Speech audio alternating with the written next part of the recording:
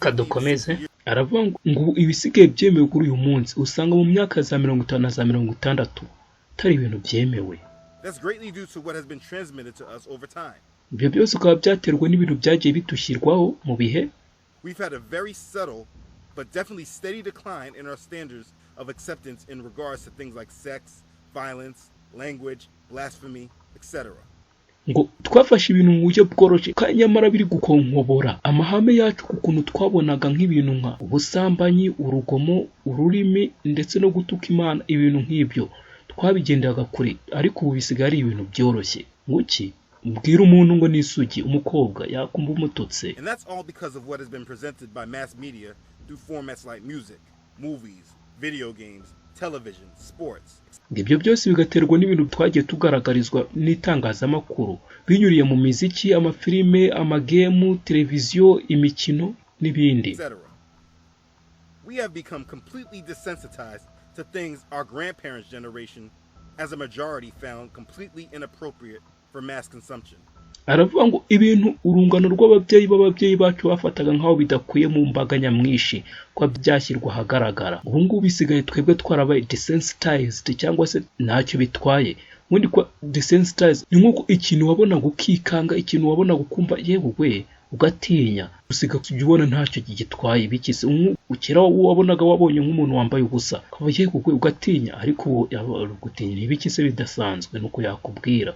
Ubyo nibyo bita kuba desensitized.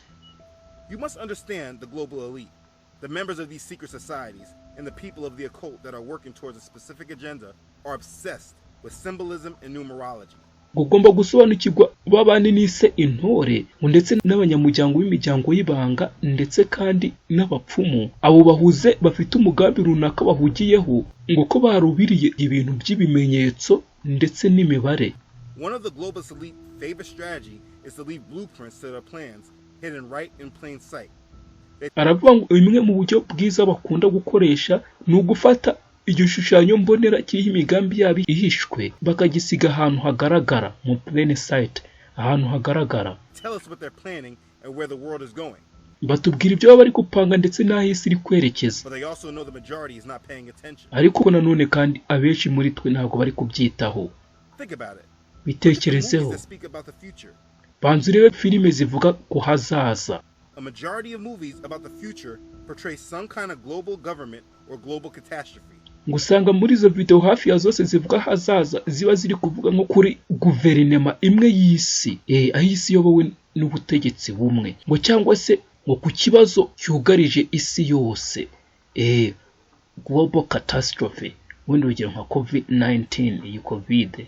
From all these messages and the symbolism specifically, we are constantly reminded by these occultists, Satanists, Illuminati, Freemasons, or however you want to classify them as a whole. Aravuga muri ubutumwa bwose ngo by'umwihariko ku bimenyetso ngo tuba twibutswa n'aba bapfumu, abasatanisti, Illuminati, Freemason, ngo cyangwa se uko washaka kubavuga bose, that we are accepting their system and they are in control. ngo ko turi kwemera systeme yabo ngo kandi ari bo bari ku bugenzuzi bagiye kurivora. Aravuga ngo ikimenyetso kigaragaza ukuganduka k'umuntu kukigaragaza,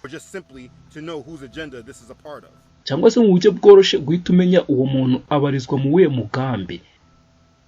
So now that all the preliminary info was given, I can now start explaining these symbols. None ubwo amakuru yibanze namaze kuyatanga natangira nkasobanura ibimenyetso. If there are things about symbolism that you still do not understand, not about the symbol directly, but why they matter so much or are dangerous, if you leave your question in the comments, I can maybe address it in future videos. Aravuga ngo ariho nk'ikibazo wibaza kuri ibi bintu ushobora gusiga ikibazo hariya ubundi akazakivugaho muri video zizakurikira. But I think you have at least a foundation on symbolism right now. Ariko ndatekereza ubu ngubu umaze kugira urufatiro ku bijyanye n'ibimenyetso. The best thing you can do is to have knowledge. Ikintu kiruta ibindi wakora ni ukugira ubwenge. And if you're still watching, that's what I will be trying to provide you. Hanyuma niba ukiri kureba nicyo ndi kugerageza kuguha ubwenge. Wibuke uko twatangiranye umurongo uvuga ngo muri Hoseya 4:6 ubwoko bwanjye buri buzize kutagira ubwenge. Hanyuma ubu bene ubu bwenge kumenya nicyo ari gushaka kugira. Kadutangire. The all-seeing eye. Dutangiranye n'ikimenyetso cya mbere kivuga ngo ijisho ribona byose, the all-seeing eye. uncovering this symbol because this is something that is probably thrown at you everywhere, and while many of us recognize it, how many can really say they really understand what it is? Unatanya n'iki kimenyetso ngo kubera ko gishoboye kuba ari ikimenyetso wagiye uhura nacyo keshi, bonetse benshi bakibona haba ari bangahe babasha gusobanukirwa icyo gisobanuye. It's on the back of our dollar bill. We see entertainers and top stars constantly displaying it. Ngo kiboneka no ku dolari, ndetse tubona niba tugiriye imyidagaduro n'abastari bo ku rwego rwo hejuru bari guhora bakitugaragariza. But again, where does it come from? Nanone kiva he? It's communicated in different forms. Iki kimenyetso kigaragazwa mu buryo butandukanye. Sometimes it's a single eye within a pyramid. Ngo rimwe na rimwe nk'ijisho rimwe bari muri piramide, just like what's on the dollar bill. Nkuko kigaragara mu dolari, what they call the Great Seal of the United States. Ngo bakaba cyitwa ngo ni kashe ikomeye ya Leta Zunze Ubumwe, Great Seal of the United States. It's also just presented as a single eye by itself. Nanone kikagaragazwa n'ijisho rimwe ry'ubwacyo ryafite ikindi kintu ririmo. It's one eye. Ijisho rimwe ngo rigaragazwa mu buryo butandukanye. I mean, look at my son's Mario game on the iPad. They give it everywhere. Ngo banze urebe kuri izi game ziboneka kuri iPad, ngo usanga baritanze buri hamwe, barigaragaje buri hamwe iryo jisho. It's also referred to as your third eye. Nanone rijya rifatwa nk'ijisho ryawe rya gatatu. It's symbolized in multiple different ways. Nanone bakarigaragaza mu buryo bugiye butandukanye. But at the root, it means one thing. Ariko umuzi nuko riba risobanuye ikintu kimwe. In a short summary, this is just a representation of Lucifer. Harimo mu ncamake ni ukugaragaza Lucifero. It's the eye of Lucifer. Bivuga ngo ijisho rya Lucifero. When you see this, it simply represents Lucifer. Iyo ubonye iki biba bigaragaje ko biri kugaragaza Lucifero, Lucifer. But here's more background information. Ariko hano hari andi makuru arivugaho. It's supposed to reference God watching over mankind, only it's not the God of Israel. Ngo ubundi bari kwiye kuvuga ijisho ry'Imana ireberera abantu, ariko ntago ari Imana ya Isiraheli bayikoresha mwabura buryo. It's also reference to the eye of providence. Nanone kandi ngo rivuga eye of providence, cyangwa se ijisho ritureberera ikatwitaho, ngo rikanatumenya n'ahazaza mu buryo bw'umwuka. Niba vuga eye of providence uzajya umenya ko ari icyo riri gushaka kuvuga. Ijisho ritureberera rikatwitaho ndetse rikatumenya n'ibizato byo mu gihe kizaza mu buryo bw'umwuka. The eye itself is a powerful symbol going back to ancient roots in Egypt. Aravanga ijisho ry'ubwacyo ryonyine ni ikimenyetso gikomeye usubiye inyuma mu bihe bya Egiputa ya kera. Also known as the eye of Horus. Nanone ngo riba rizwi nk'ijisho rya Horus. If you've seen part 1 of my History of Religion series, you will know exactly who Horus is. Niba wararebye agace ka mbere kavuga ku mateka y'itorero, wahita umenya Horus ninde. The eye of Horus, often seen with an eyebrow above, represents the supposed omnipresent vision of the sun god Horus. Aravanga ijisho rya Horus usanga kenshi rigaragazwa rifite ibitsike hejuru, ngo rikaba rigaragaza kubonera hose icyarimwe kw'Imana y'izuba Horus. It also represents secret or occult wisdom. Nanone rikagaragaza ibanga cyangwa se ubwenge bwa gipfumu. This eye was painted on the sides of Egyptian funerary caskets in the hope that it would enable the corpse to see its way through the journey of the afterlife. Aravanga iri jisho nanone rishushanwa kumva cyangwa se ku masanduku y'abantu bapfuye mu gihe cyo mu Misiri muri Egiputa, ngo biringiye yuko rizafasha uwo murambo gushaka inzira rimuherekeza mu rugendo atangiye rwa nyuma y'ubu buzima, ngo ni ukuvuga ngo rikamubera inzira rikamuyobora. The eye itself is often associated with the idea of light and spirit. Ngo ijisho ry'ubwacyo usanga ari gushaka kuvuga ngo ni igitekerezo cy'umwuka n'urumuri. It is often referred to as the mirror of the soul. Ngo kenshi rijya rifatwa nk'aho ari indorerwamo y'ubugingo. The eye is representing God within. Ijisho rikaba ari guhagarara Imana ibarimo, Imana ibarimo mu imbere. Like the third eye, for example. Urugero nk'ijisho rya The gatatu. third eye signifies the higher self. Ijisho rya gatatu ngo riba rigaragaza weho mukuru wo hejuru.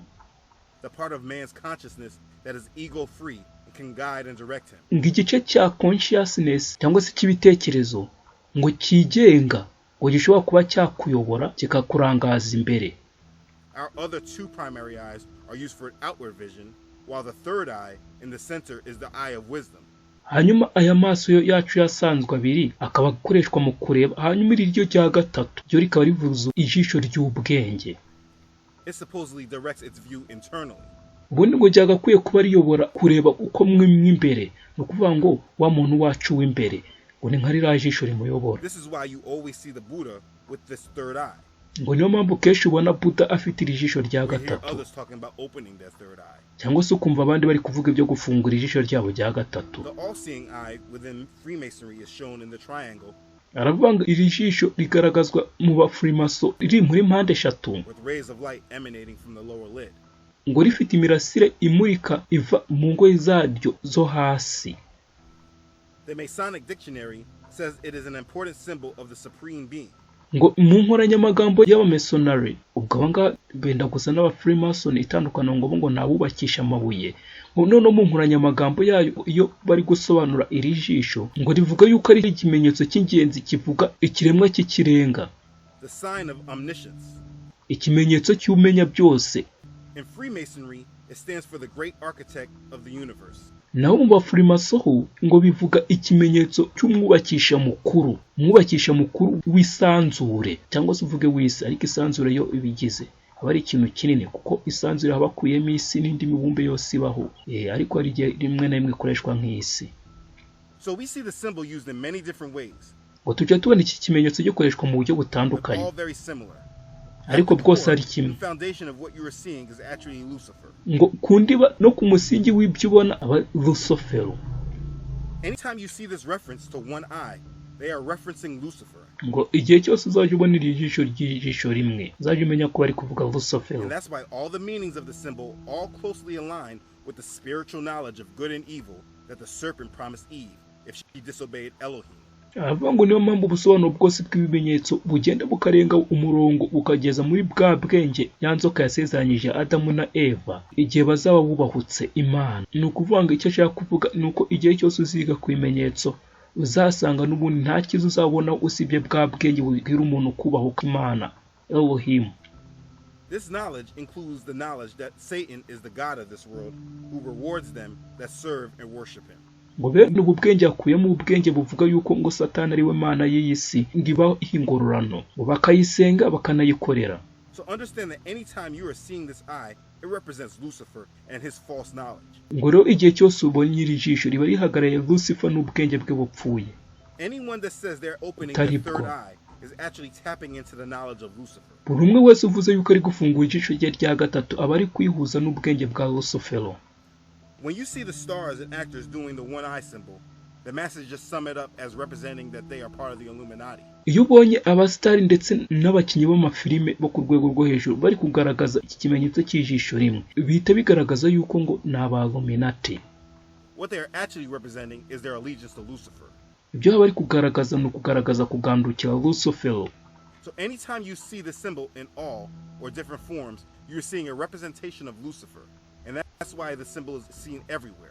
Igihe cyose uri kubona bene iki kimenyetso uzajya umenya yuko kiri kugaragaza Lucifero, ngo ari nayo mpamvu usanga kigaragazwa hafi ya hose. You need to understand this and teach your kids that too. Dore nk'aka kana ngo ugomba gusobanukirwa ibintu ukabyigisha n'umwana wawe kugira ngo atazava abikora akora ibintu atazi ngo nuko abibonanya This abandi. symbol has no effect on my youngest son because he sees it everywhere and points it out.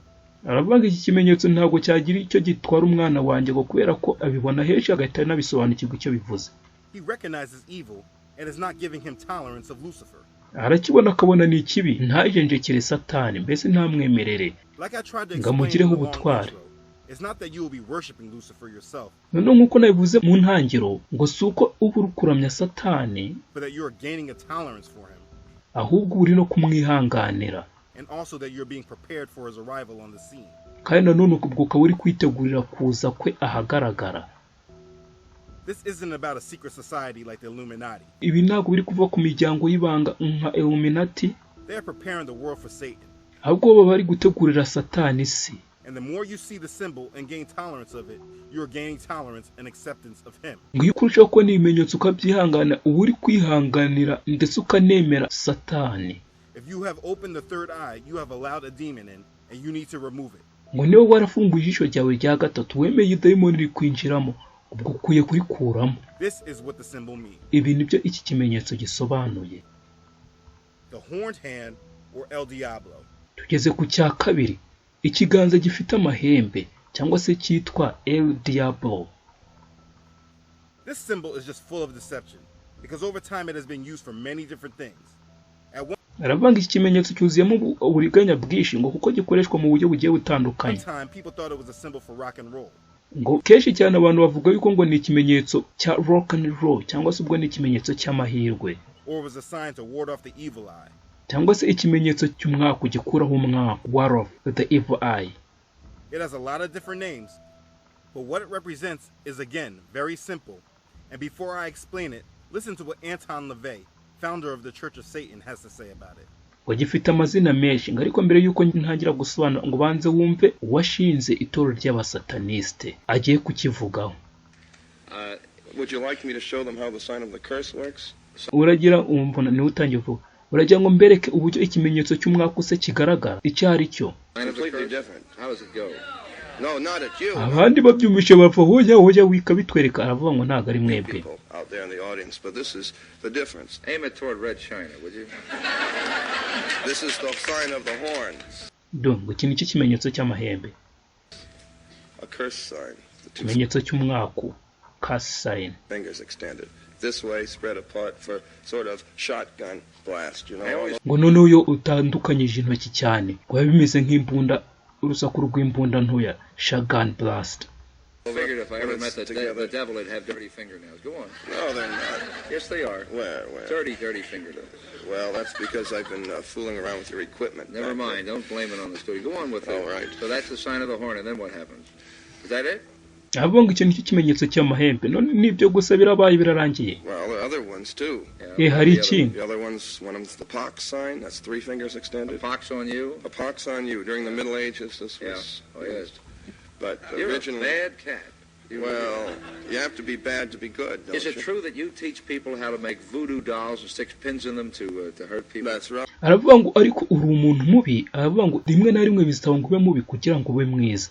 None arongera amubaza se ngo nukuri koko ujya wigisha abantu gukoresha bira bintuza by'ibinonoso cyangwa se ibipupe ngo bifite utuntu tw'udupini cyangwa se udushinge bashingamo ngo babaza abantu ibyo bintu utabizi ibintu by'intuza by'ibupupe abantu barabikoresha bo bapfumu bakabifata bakabivugiraho umutongero ngo nk'ubu kaba nkabyo oya atari wewe wenda undi muntu utariho amaraso ya Kristo ngakaba nkabyo buri none bakajyashinga ibyo bintu by'ibishinge aho bashaka ni ibintu babyenda kwa nka kirida udupini ubundi aho babishinze uwo muntu wo babitongereye mbese mu kubyumva nibyo kwabaza abantu ngo uyu nguyu nabyo arabibigisha. I believe that hate is necessary in a controlled way just as much as love is necessary. Aravuga ngo ibyo ndabibigisha ngo kuko nizera yuko urwango narwo ari ikintu gikwiye kuko arugenzura ngo kimwe nk'uko urukundo narwo ari ikintu gikwiye umva abashinze idini ry'abasataniste ngo ibyo yizera ngo urwango mu bantu barukwiye.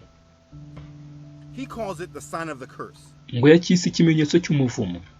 And listen, if that doesn't do it for you, knowing that you may be using a sign or have tolerance of a sign, aravuga ngo nibi ntacyo bikubwiye cyangwa se ntacyo bigufashije kumenya yuko wari ugukoresha ikimenyetso cyangwa se ukihanganira ibimenyetso that the founder of the Church of Satan uses as well, washinze itorero rya Satani nawe akoresha, then you may need more understanding than this video can provide. Ubanza urabukeneye ubundi busobanuro burenze bwo iyi video itabasha kuguha ubwo uyu muntu ari kutubwira.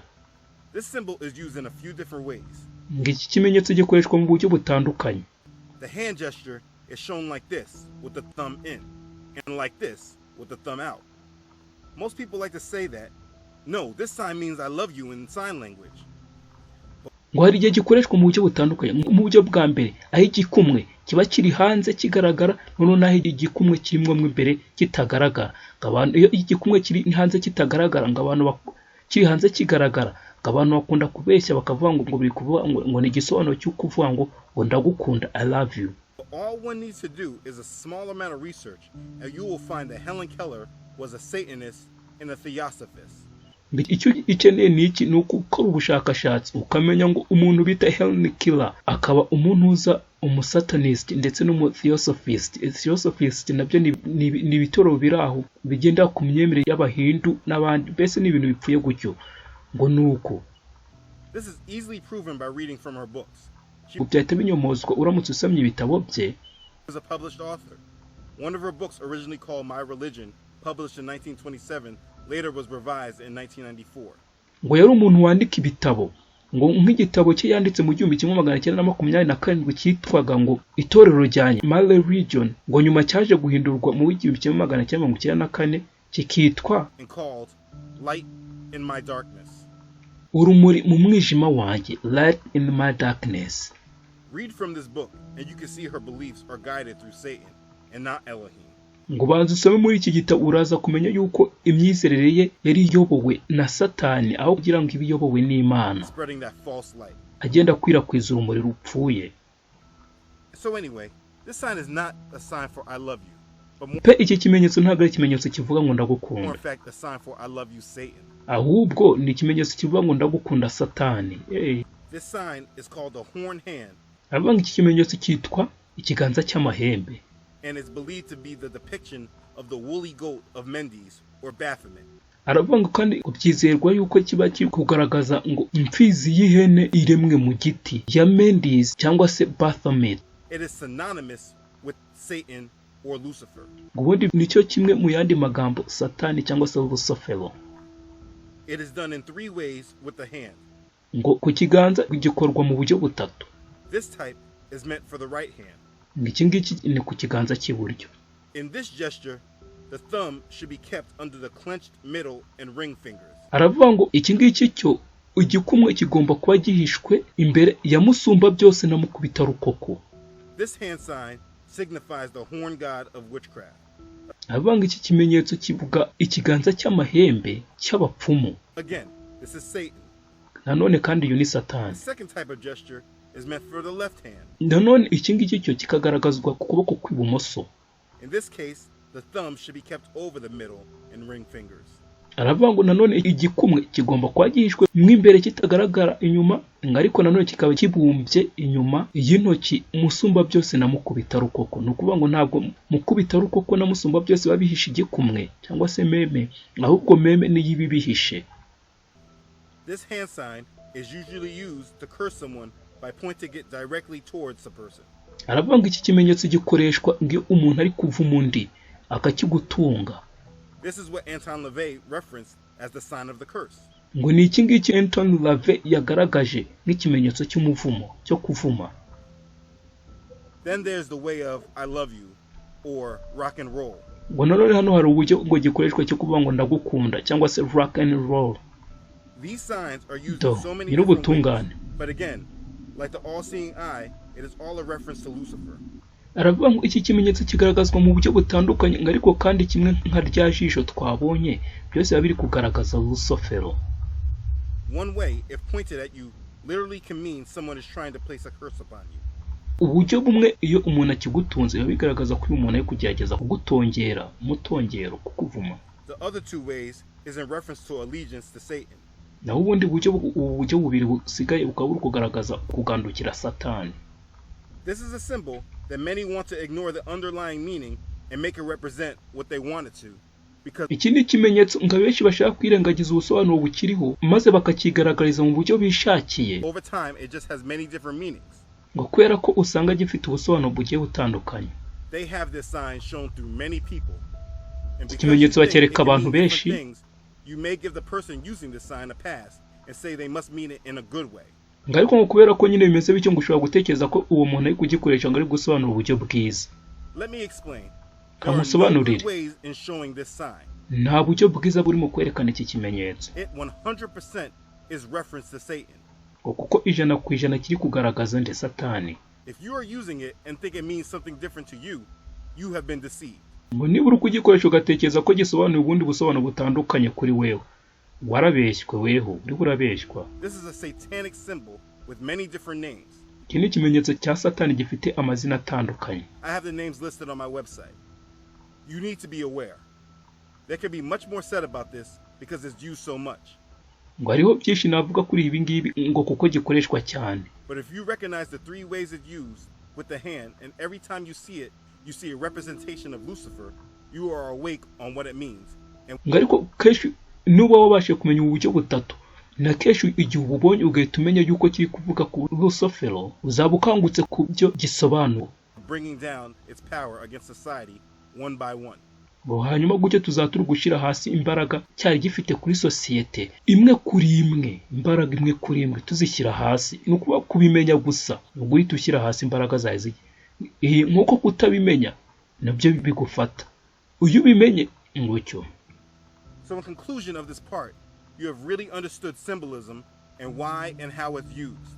Rero nko tujya ku mwanzuro wamaze gusobanukirwa iby'ibimenyetso n'uburyo n'impamvu bikoreshwa. But you also learned about two of the most used signs that literally is referencing Satan. Kandi nanone guhiza ibimenyetso bibiri bikoreshwa cyane biba biri kugaragaza Satani. Whenever you see these symbols used, even if you want to give the person displaying the symbol the benefit of the doubt, please know that the symbol means Lucifer, and you cannot afford to be deceived.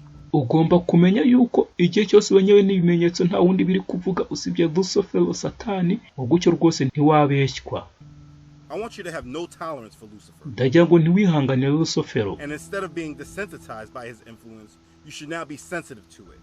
Ngaho kugira ngo rero ubeho utangire kuba desensitized ku bintu bye. Desensitized nayisobanuye kumva ibintu bye ntacyo bigutwaye, ahubwo ugomba kugira. When you see a representation of Lucifer all over, and then you see so many influencers promoting him, it's very easy to see how far into darkness the world has really gotten. Iyo utangiye kubona ibintu bihagarariye Lucifer ndetse bari no kubigaragaza kenshi cyane, mu bita byoroha kumenya uburyo none isi aho yageze. Ibaze ibintu barabizi bari kubikora cyane, bitakwereka nyine uburyo isi yagiye. You need to have knowledge of what's going on. Ugomba kumenya ibiri kuba, and then be saved by the blood of Yahshua, ubundi ugakizwa n'amaraso ya Yesu, to really fight the spiritual battles that kugira ngo urwane urugamba rwo mu mwuka these symbols are provoking. Ibi bimenyetso biri gushoza, biri gushaka guteza. If you've opened your third eye either by accident, niba warafunguye ijisho ryawe rya gatatu wenda byaba ari kubw'impanuka, knowingly or unknowingly, ubizi cyangwa you utabizi, need to rebuke it in the name of Yahshua, ukeneye kubira icyaha mu izina rya Yesu, Yahshua, and close that spiritual door. ubundi ufunguye uwo muryango wo mu mwuka. For time purposes, I only covered these two symbols, Kubw'igihe ni ibimenyetso bibiri mvuzeho, but I will be covering a lot more in other videos. ariko nzaba mvuga ku bindi muri yandi mavideo azakurikira. My only goal is to educate you and give you power. Intumbero yanjye ni imwe, ni ukukwigisha ugahabwa imbaraga. What you do with it is your decision. Icyo izo mbaraga uzikoresha ni umwanzuro wawe. But I hope that you use it to serve Yahweh, ariko nakinnye niba uzabukoresha ukorera yawe Imana, and commit your life to him. ubundi ukamwegura n'ubuzima bwawe. The more evil you see the world, the more conviction you'll have not to be swayed by it. If you are not subscribed to this channel, please make sure you do. If this blessed you, please like it and share it with others. Mwene wakunze iyi video utanga like, niba utarakoze subscribe ukora subscribe, niba utagutyo. You should now be educated on what you're seeing. Ugomba kwigishwa ibyo ubona. Please follow me on Facebook and Instagram. Thank you for watching. Thanks again for your support. I love you all. Mwakoze kureba nkabashimira n'ubufasha mutanga. Ndabakunda mwese. Nawe ndabakunda, bye.